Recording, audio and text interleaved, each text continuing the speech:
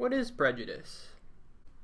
So prejudice is simply attitudes that prejudge a group, and they're usually negative, and they're not based on any sort of fact. So prejudice individuals, they usually lump together people with certain characteristics, and they just put them into one big undifferentiated group, assuming that everybody's the same, and they never even consider the individual's talents or differences. So a really good example that came up in my sociology class was that there's a sexist CEO, and he just doesn't think that women are capable of running an executive team. That's his attitude. That's just how he feels.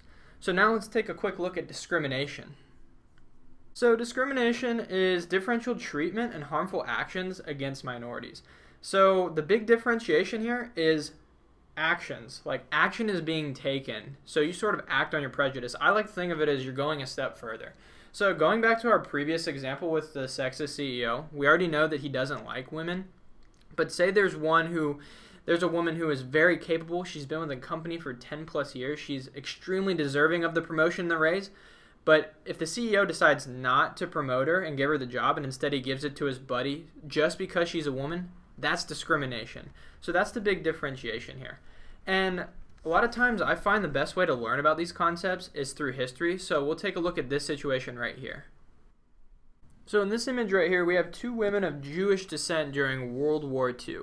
And in World War II, in Germany and in German-controlled lands, people of Jewish descent were required to wear these yellow stars right here. So we now know from our understanding that, hey, this isn't just prejudice. This is discrimination because they are being required to do this, and there is an action being taken against them. So another event from history that really helps us understand these concepts is apartheid. And apartheid is a system of extreme racial segregation in South Africa that took place from 1948 to 1994. And this sign was put up during that period enforcing apartheid, and it says, "For use by white persons only."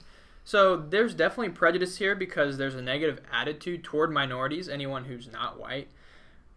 But there's also discrimination because there's action being taken against those minorities.